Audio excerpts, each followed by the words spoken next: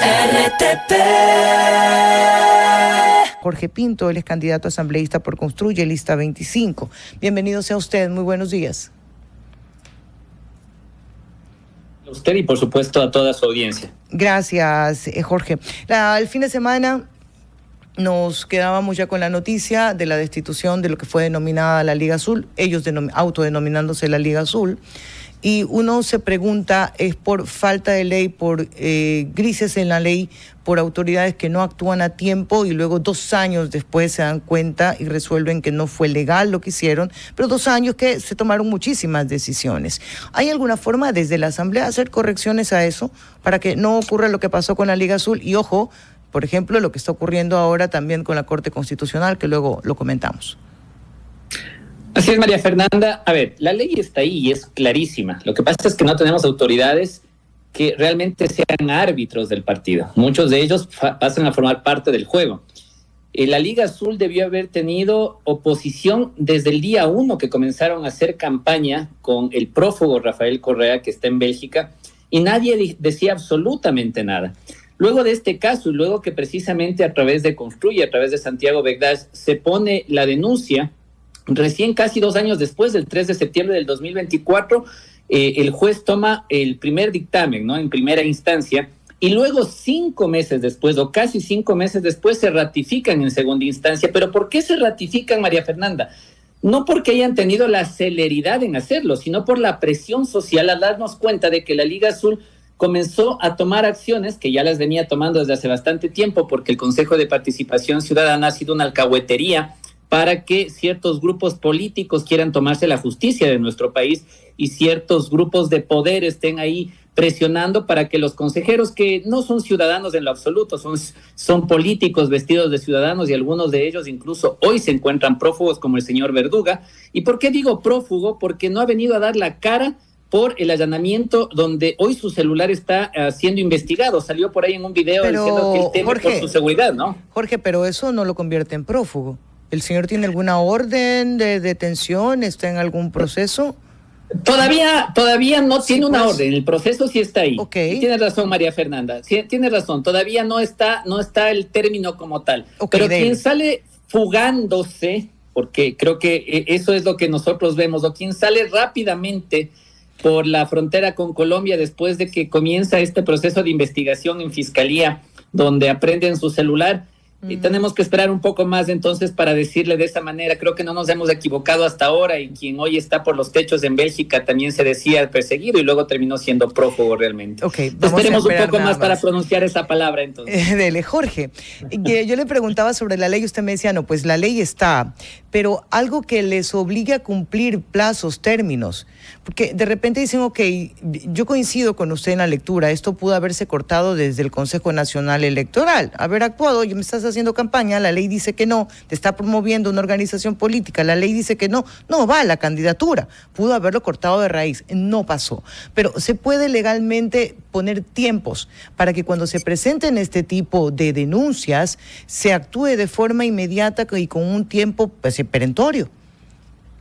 Mira, María Fernanda, lo que acabas de mencionar me parece válido para que sea una de las reformas que llevemos a la Asamblea Nacional y se pongan tiempos perentorios para no estar en este dilema tantísimo tiempo. Mira que han sido 2 años que le han hecho tanto daño al país en este empuje, en estas presiones de lado y lado, quién se queda, quién no se queda, en las nuevas mayorías. Y yo creo que el Consejo de Participación Ciudadana debería desaparecer. Mientras eso no suceda, debe haber plazos y debe haber, por supuesto, y coincido contigo, debemos tener autoridades que estén sujetas a control para que no permitan que esto siga sucediendo. Porque si no se cortó de inicio, luego tomó 2 años para que esto suceda, luego del fallo de primera instancia, 5 meses más, y lo que sucede ahora es por la presión de la gente luego de lo que pasa en esta mala designación del superintendente de bancos, y ahí es cuando comienza la presión para que hoy se dé por fin la destitución de la Liga Azul. Yo creo que es muy válido el tema de que podemos desde la Asamblea Nacional tomar en conjunto estos tiempos perentorios para evitar que siga sucediendo esto que está pasando. Pero adicional a eso, creo que ya tenemos que plantearnos, fijamente y con toda la convicción la desaparición del Consejo de Participación Ciudadana y Control Social, que no tiene nada de ciudadano y más bien es un ente político que termina tomando decisiones de peso, ¿no? Sí, claro, con eso corregiríamos la T, que yo le llamo el timing, que parecen unas cosas como que cuadraditas de acuerdo a lo que le convienen a alguien. Pero eso no resuelve la P, que para mí es la promiscuidad en la que viven los poderes. Porque, quiera o no, lamentablemente, si bien es cierto, tenemos una constitución hiperpresidencialista, mi molestia es porque los controles cruzados no existen. Llega un nuevo presidente y pareciera que comenzara un nuevo orden constitucional, poderes que se arrodillan frente a los presidentes de turno. ¿Cómo corregimos eso desde la Asamblea? ¿Será posible? Es posible con las reformas a la Constitución, María Fernanda, por supuesto que es posible. Esto va a tomar tiempo, no hay que mentirle a la audiencia, no podemos decirle que será de la noche a la mañana. Sin duda alguna, estos cambios en la Constitución van a necesitar tiempo y van a necesitar la intención de poder hacerlo. Porque ¿qué es lo que pasa, María Fernanda? Llega un nuevo mandatario que se queja de la Constitución, cualquiera que sea, se sienta en Carondelet y, oh sorpresa, la Constitución ahora ya no es tan mala. ¿Por qué? Porque todos se acomodan al poder con esta Constitución, porque sigue siendo una Constitución que le da poderes al presidente o al poder presidencial que antes no tenía. Y comienzan, como tú dices, varias de las otras instituciones a hacerle la veña al nuevo presidente. Creo que quienes creemos realmente en una Constitución o creemos realmente en que podemos tener un país democrático donde las fuerzas de los poderes tengan igualdad para evitar este tipo de abusos, creemos en que el Consejo de Participación Ciudadana debe desaparecer y creemos en una Constitución que no le dé ese poder al presidencialismo para que Jorge, eventualmente termine controlando todo, ¿no? ¿Qué eliminaría usted de la Constitución, además del Consejo de Participación Ciudadana y Control Social? Creo que el Consejo de la Judicatura, el CNE, creo que el CNE también como poder. Está más tal. Sí, como poder, tal y como está conformado, porque nos damos cuenta que al final el CNE termina siendo, insisto, parte del juego y no un árbitro. Creo que se debe reestructurar completamente cómo funciona el CNE. No es la primera vez, María Fernanda, que hay dudas sobre las elecciones. Siempre ha habido dudas sobre las elecciones. Los ecuatorianos siempre tenemos esa espinita de que las elecciones no son transparentes y es porque hemos tenido un CNE que siempre está dándose la mano con el poder de turno. Y al final termina cediendo al poder de turno. Necesitamos que toda esta configuración cambie para que al final las elecciones sean transparentes o lo más transparentes posible y que al final los ecuatorianos nos sentamos representados realmente por quién votamos y entendamos que o tengamos la confianza de que no llegan personas, por ejemplo, a la Asamblea Nacional porque tienen sus acuerdos previos con el CNE.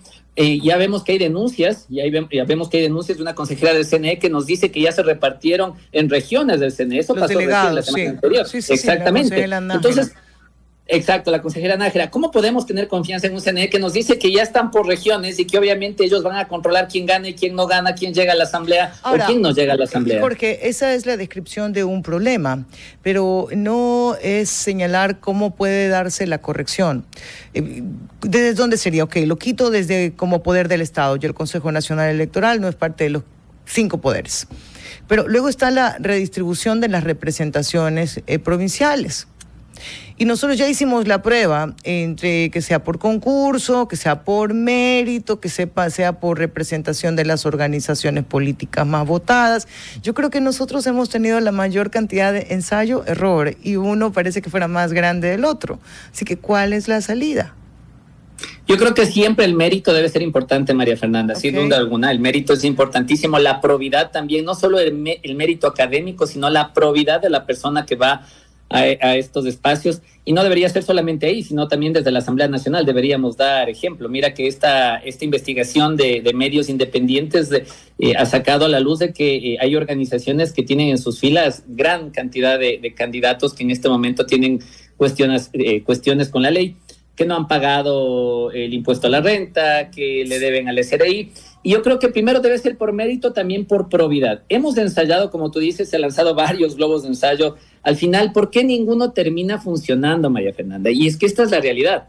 ¿Por qué ninguno termina funcionando? Porque la mayoría de las personas puedan tener mérito, puedan tener probidad, terminan inclinándose a uno u otro lado de las personas o de los poderes políticos, de los movimientos políticos que están en ese momento con el poder en ciertas organizaciones. Y eso es lo que tenemos que entender. Si queremos realmente tener neutralidad, se tiene que ser completamente radical para que no pase lo que está pasando en el Consejo de Participación Ciudadana. No debe haber acercamiento alguno con ningún poder político para poder tener medianamente algo de probidad. No va a ser el 100% de la solución, María Fernanda, porque sería paradójico o sería idealista decir que vamos a tener un Consejo de Participación Ciudadana o un tribunal electoral que no se incline a algún lado. Eso va a ser absurdo, pero sin duda alguna, de alguna manera va a dar mayor representación y de alguna forma mayor confianza a los votantes. Hoy por hoy, como votante, la mayoría de ecuatorianos no confía en que el voto realmente va a servir. Mira, en una de las caminatas que hemos tenido en las parroquias rurales de Quito, había un señor que me decía, yo voy a votar por usted, pero ¿qué me ratifica que mi voto va a ser respetado? Luego de las denuncias que hemos tenido, esa es la verdad. Los ecuatorianos piensan que tienen que ir a votar por un papelito que es obligatorio para ciertos trámites o un papelito que les entregan, no porque quieren ir a votar realmente por una persona. Si tú quitas la obligatoriedad de voto, créeme que no va a asistir ni al 30% de las personas que hoy tenemos que ir a votar. Ya, y ese es el problema. Hemos perdido ese civismo que tenemos que tener con nuestro país porque nos obligan a hacer algo en lo que no confiamos. Jorge, pero quizás eso va cambiando luego del primer experimento, ya que nos encanta pinchar globos, incluso antes de echarlos a volar, que somos expertos en hacer perfecto en el texto y arruinarlo en la práctica. De repente yo sé, si uno no hace obligatoria la votación, es posible que el 20% decida por el 100% de los electores, pero le aseguro que quizás eso no se repite en la segunda elección o en la tercera elección bajo ese formato. Yo estoy de acuerdo contigo, el voto no debería ser obligatorio. Y a lo mejor va incrementando si la gente va realmente por convicción o ya nos hacemos a la idea de cómo esto va a terminar. Jorge, ¿hay salida en 4 años para el país en algo? ¿Desde lo legislativo hay algo que se aporte para tener salidas? Mira, hay salida desde el legislativo y desde el ejecutivo siempre y cuando comencemos a pensar en nuestro voto, no por lo popular o lo populista. También es responsabilidad de los votantes que comencemos a analizar los planes de trabajo, las propuestas, cuáles son viables, cuáles no son viables, entendiendo que un baile o que un candidato que salga a indicarte las huecas donde se come, eso no soluciona los problemas de nuestro país. Pero ese es su candidato que le encanta andar comiendo. ¿Perdón? A su candidato le encanta andar comiendo. A él lo filman cuando está comiendo, creo que todos comemos en las caminatas. Pero yo he visto Jorge, no me haga esto, íbamos bien en la María conversa. Fernanda, yo le voy a decir algo, hay bastantes candidatos que no es que salen y lo filman comiendo, hay bastantes candidatos que comen para que lo filmen.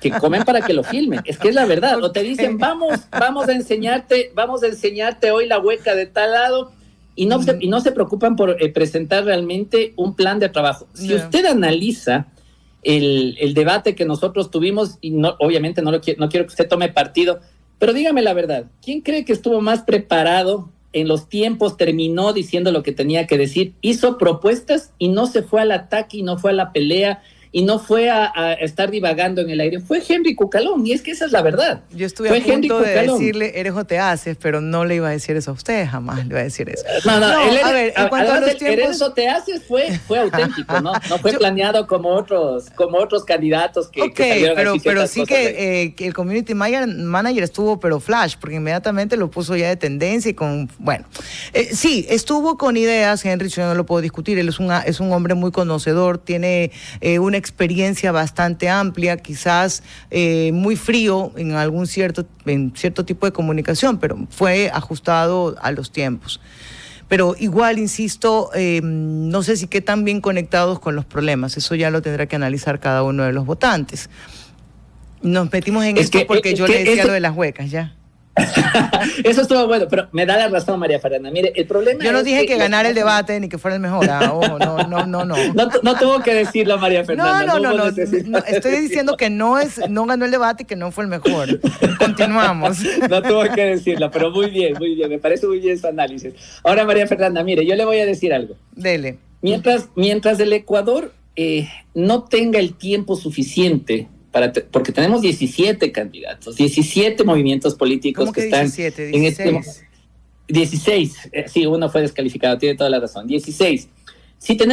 Mientras tengamos esta cantidad de candidatos, jamás vamos a poder analizar realmente cuál vale la pena. Es que si no cambiamos nuestro sistema estructural, nuestro sistema democrático para eventualmente llegar a tener máximo unos 5, movimientos políticos que realmente representen la ideología, las necesidades, que tengan capacitación con sus adherentes. Estamos teniendo todo el tiempo movimientos políticos que se alquilan al mejor postor o que ponen un candidato para no perder su movimiento político. Jorge, y eso tiene que cambiar. Que cambiar. Esa podría ser la realidad de muchos candidatos, incluido el suyo. No, mi candidato está ahí por la experiencia que tiene, mi candidato está ahí porque realmente ha venido haciendo una vida política por mucho tiempo. Sí, pero se pone a analizar, hay candidatos que aparecieron de la noche a la mañana. Estoy de acuerdo con usted, pero que es un candidato que hoy, no puedo hablar de encuestas, pero el récord, digamos, lo ha mantenido muy, muy abajo.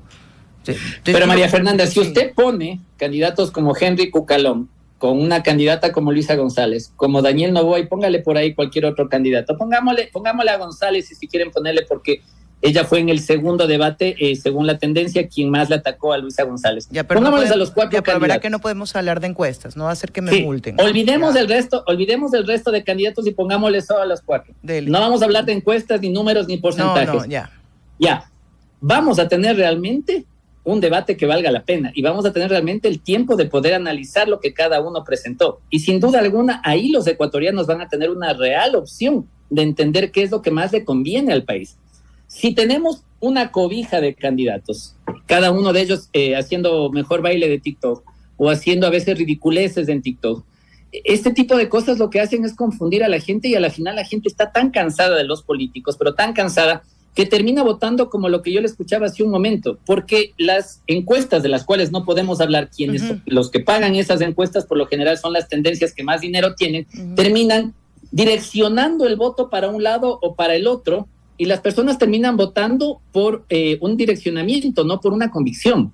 Sí. Ese es el problema democrático que tenemos, y claro, ya se termina ya terminamos en este momento campaña esta semana, terminamos elecciones del 9 de febrero, pero el problema nos queda 4 años.